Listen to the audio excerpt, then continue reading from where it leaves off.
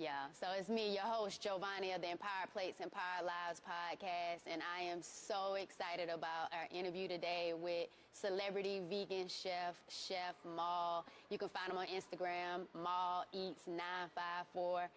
Last night, he came through and blessed some of my podcast family with a private dinner, and it was phenomenal. So I can't wait till you get into this delicious dialogue, and hopefully your life will be empowered.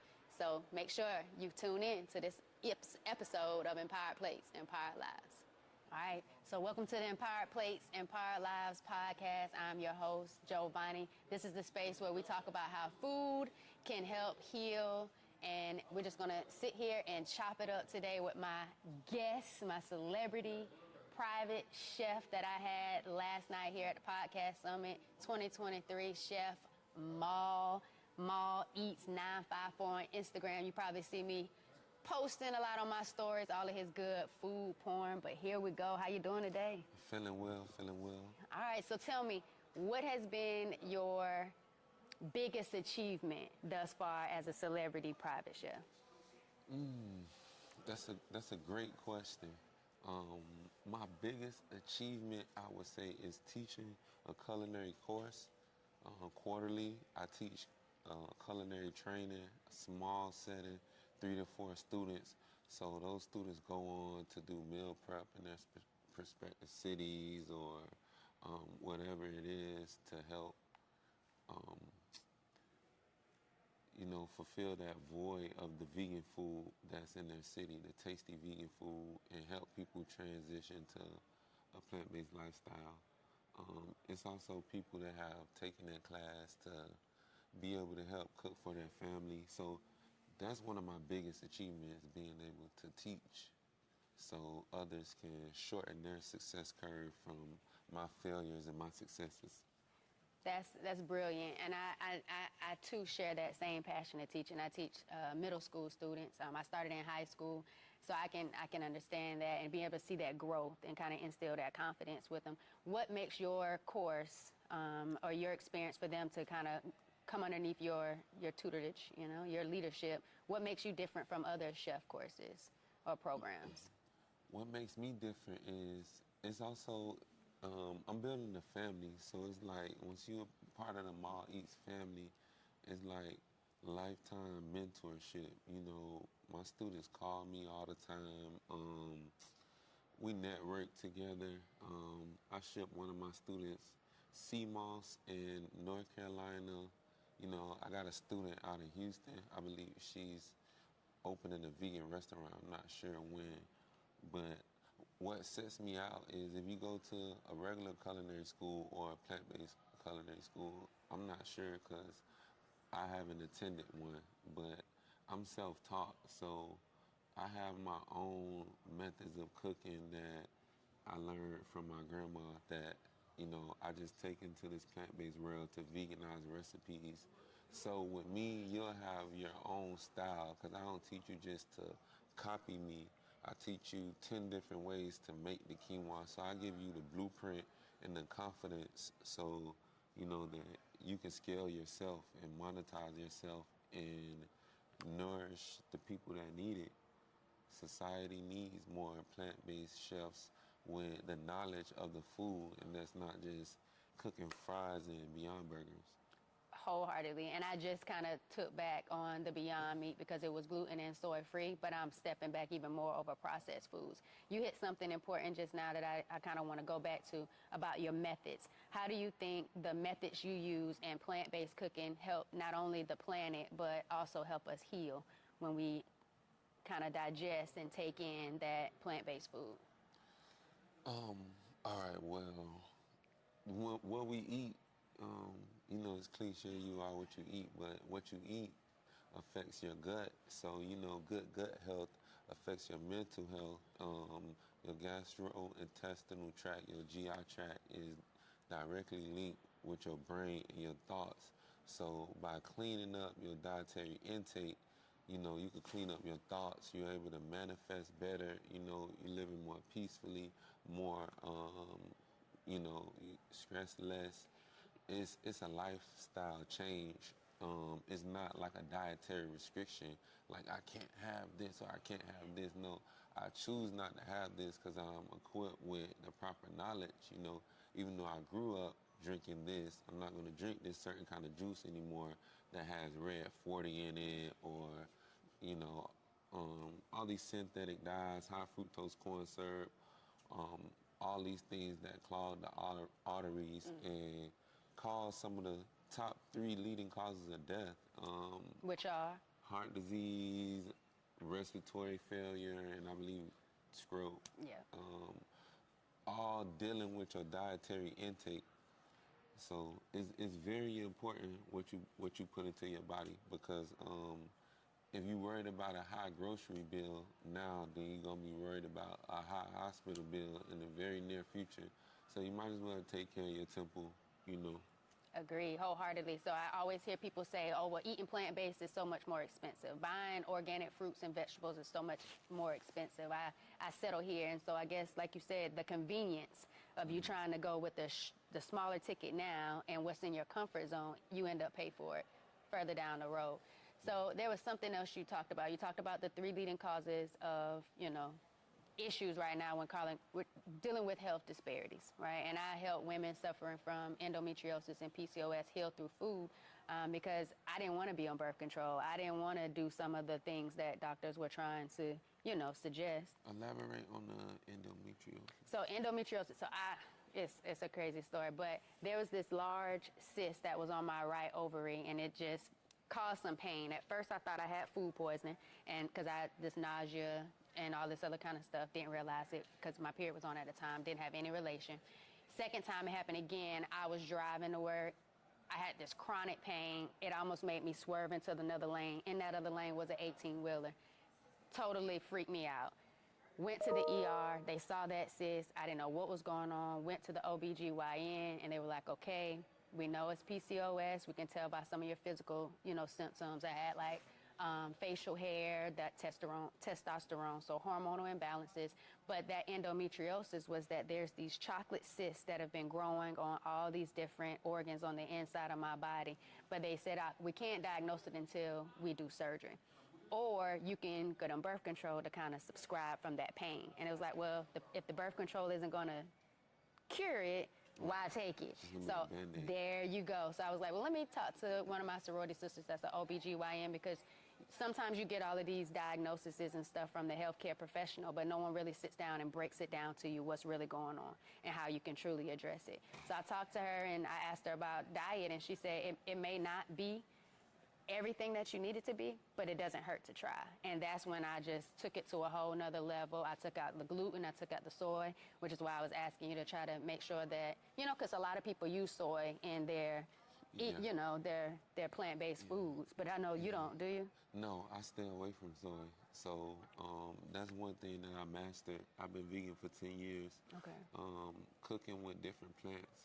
From turning eggplant into a salmon bite or cauliflower into wings or cauliflower into steak or cauliflower into pork chop.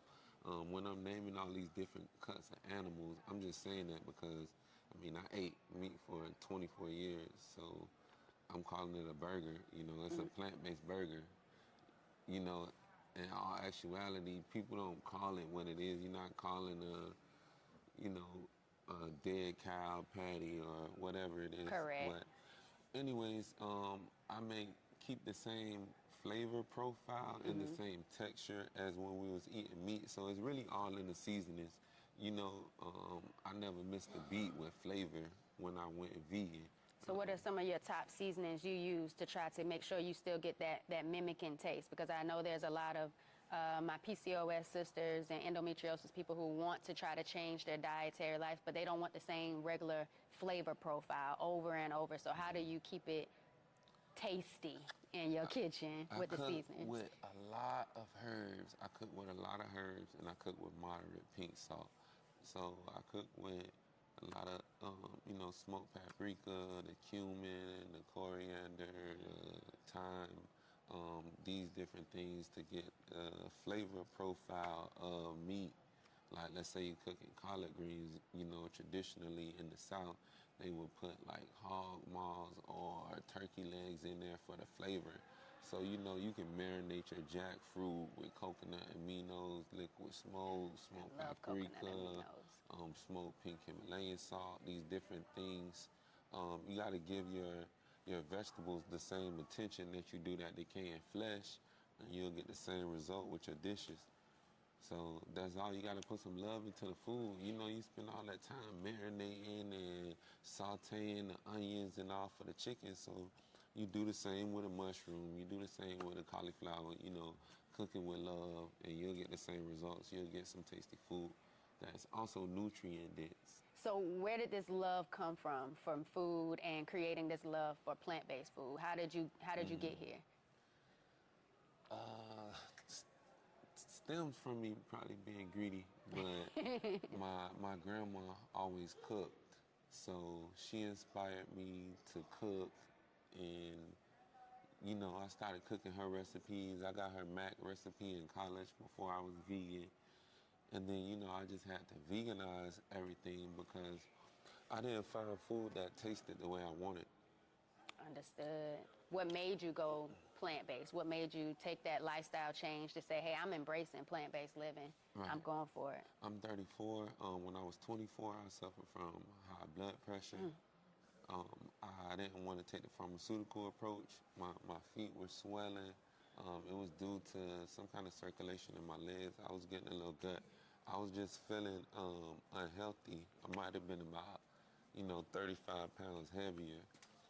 But yeah, so experiencing that high blood pressure at an early age in my younger 20s, it really scared me a little bit. I didn't want to get on those pills, and then I know I would be, I would be attached to them. Right. I would become dependent of them. So I decided to eliminate things from my diet, eliminate beef, eliminate pork. I started to do more research. I came across Dr. Sabi.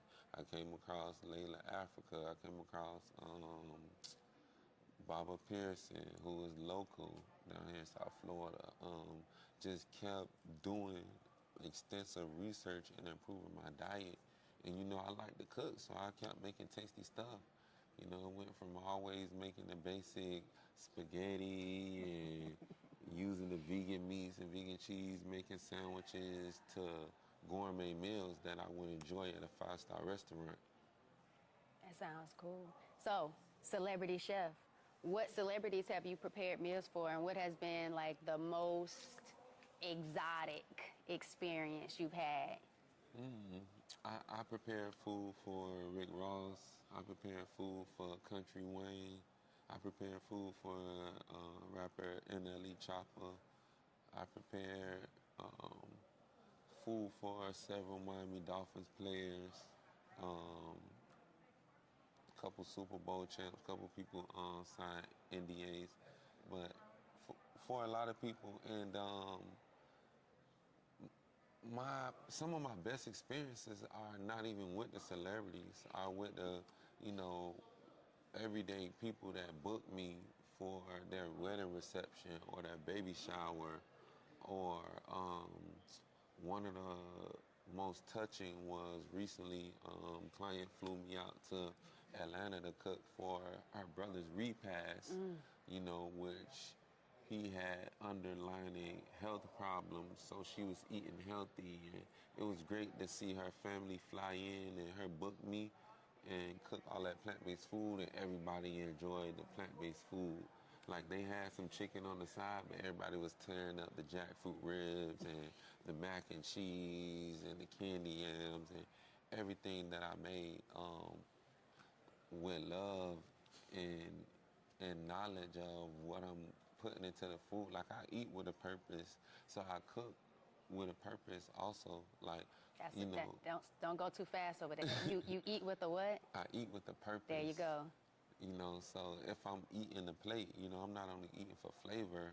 I'm like, why am I eating this quinoa? Oh, because it has all 9 essential amino acids, yes. And it's a complete protein. Okay, why am I eating this avocado?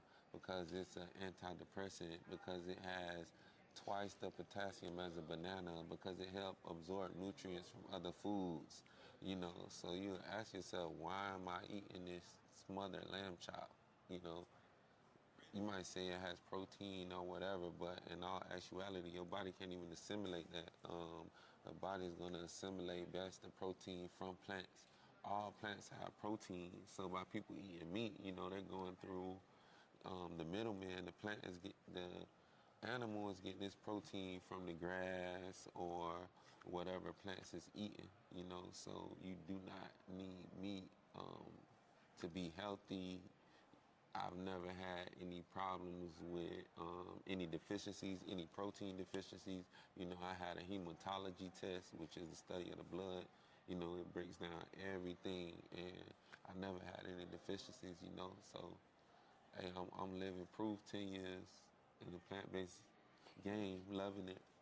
So what are some of those healthy foods or those superfoods that you believe people should start consuming a little bit more into their diet as they might potentially start making that shift towards, you know, plant-based? Definitely, definitely some lentils. They heavy in protein. Definitely substitute your white rice with wild rice or quinoa. Um, Definitely substitute your milks, your animal-based milks with plant-based milks. You know, your butter with vegan butter. You know, incorporate some sea moss into your life. You know, you can find that locally wherever you stay, or you can order it online. I'll start shipping it soon. Um, Definitely incorporate some hemp seeds, some chia seeds. Hemp seeds are heavy in protein, omega-3s. You know, definitely do your research. Research circadian rhythm. You know, start eating in accordance with your biological clock. You know what I'm saying? Stop eating these heavy breakfasts in the morning and give your digestive system a break and time to recover, you know. Most definitely. And um, you can tell what's going on in your body and talk to you, whether it's your vision, acne, your odor, you're sluggish, so your energy, your bowel movements, everything is affected by what you eat. So why would you eat BS? You know, Agreed. treat your car better than your body. And I think sometimes people just get so comfortable in a groove of convenience and just this is what I've always eaten. This is just what I've always eaten. It takes so much out of them to just kind of pivot and start making alterations because it causes them to become a higher person, you know. But I think also people don't take the time to get to know themselves and to spend time with yourself because so many people can eat certain things and know it doesn't feel good for them, but that doesn't stop them from not consuming it. They're going to keep going. Something you said before, you were talking about having that repast, and that was something that was so touching. I truly think that was a beautiful thing because not only did she lose her brother, but she sat there and she pretty much exposed her entire family to this one type of meal. This is what y'all going to get. So sit down, embrace it, love on it, and I bet they just pretty much was full on life after celebrating the life. And I think that was beautiful. So I just wanted to come back to that real quick. So before we wrap it up, I kind of want to ask you this one question. If you could choose a historical figure to share a meal with, who would that historical figure be, and what meal will you all share? That's a great question. Wow. Well, the first thing that popped to my mind was Marcus Garvey. Okay. So it would be Marcus Garvey. My son is named Garvey, so I named my son after the great honorable Marcus Garvey. And I would share a meal with him, of course, a plant-based meal, probably some quinoa, zucchini, and squash, some Moroccan spiced lentils, and some fried oyster mushrooms, you know. Whether he likes spicy or barbecue, whatever flavor he like, I would incorporate that. And those fried mushrooms last night were really good. What y'all drinking? Some fresh coconut water. That's what I was about to say. We'll have some fresh coconut water and squeeze a little key lime juice in there. And then we'll just talk about, you know, building generational wealth, economical empowerment, things of that nature. what was going through his head when he came up with the Pan-African movement, things of that nature, and you know how it correlates to his whole ideology was, you know, taking people back to Africa. He was might have been a billionaire, but multi-millionaire. He had the Black Star Line, his own cruise line, which was sabotaged. But long story short, I would talk to him about how that correlates with how we're misplaced from our geographical location and some of the foods that we need to eat according to your geographical location. Whether you're African, Puerto Rican, Australian, you know, we need to be eating okra, watermelon, all these things that align with our biological makeup because of our geographical location. That was things that are abundant in Africa and originates from Africa, okra, watermelon, just to name a few. But yeah, you know, that's not a racist thing. That's not a, you know, Chinese people eat like Chinese people. Australian people used to eating that. You know, if you're from Canada, you're probably not eating like someone from Jamaica. You know, if you were born in Jamaica, I suppose you need to eat some, you know, things from that island that originate from that island. Aki, breadfruit. I love Aki. I can't even name all the wonderful fruit and vegetables in Jamaica. Callaloo mangoes. That callaloo last night was good too. Yeah, It yeah. was really good. Yeah, that's another thing. People gotta incorporate those greens. So you say you have anemia. I see a lot of females have. Is it or what is it? Hemoglobin, low or high? I'm not familiar with it. Well, my sisters though. Too educated on it. But as far as your greens, you need to consume a lot of your kale, your dandelion, your dark leafy greens, and some citrus along with that to help the absorption. So that's what you got to look at when people talk about being deficiency or they need to take iron pills. No, you might be getting enough iron, but you might be eating things that stop the absorption of the iron, like dairy or different things like that. Definitely. Most definitely. So if you could describe food in one word, what would that one word be? And why does that one word resonate with you? First thing that popped to my mind, food, fuel. It's your fuel. So your body is running off the fuel that you put in your mouth.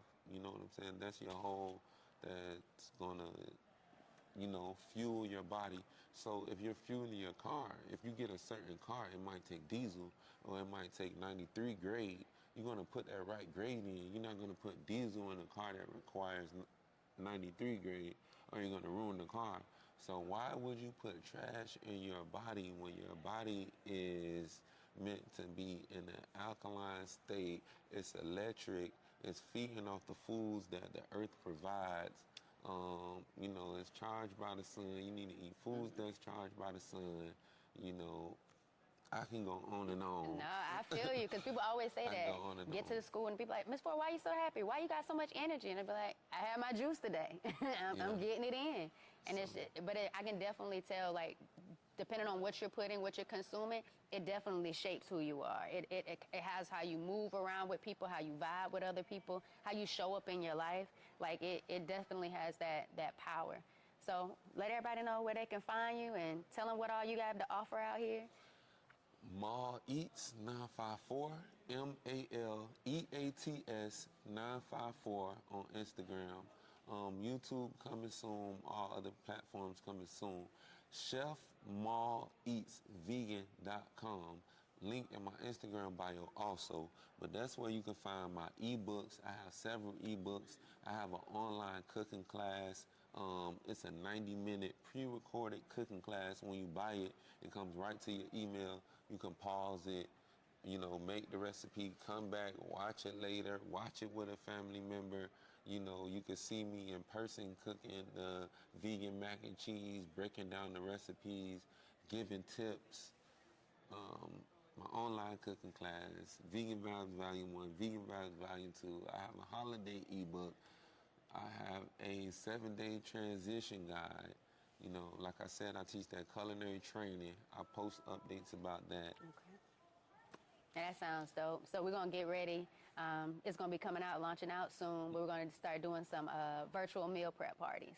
Right. So I think you're down to come through. Yeah, definitely. Come Let me through on grab that. my phone. So we're gonna definitely gonna do some cooking Tell them classes. where they can stuff. find you at. You can find me on Instagram _vibrations, as well as Empowered Plates, Empowered Lives. That is the podcast. Both have those channels already live on IG. YouTube is Forward Vibrations. So get ready for the launch, and also get ready to check me and Ma Eats out some more, because we're going to be having those virtual meal prep parties, and we definitely going to have retreats, because we just started last night with our podcast summit 2023 private dinner networking, where we had Chef Ma coming through with all the good eats, and it was so good. But thank you, Chef Ma, for coming through with this delicious dialogue. This is going to end our episode here on Empowered Plates, Empowered Lives. I appreciate you. You did it big. I appreciate you too. I appreciate you for having me. Thank you for coming through. Love. I am celebrity vegan chef, plant-based chef, Ma Eats. Instagram, Ma Eats 954. And I am on the Empowered Plates, Empowered Lives podcast. Dope event here in Miami, Florida. I'm loving it.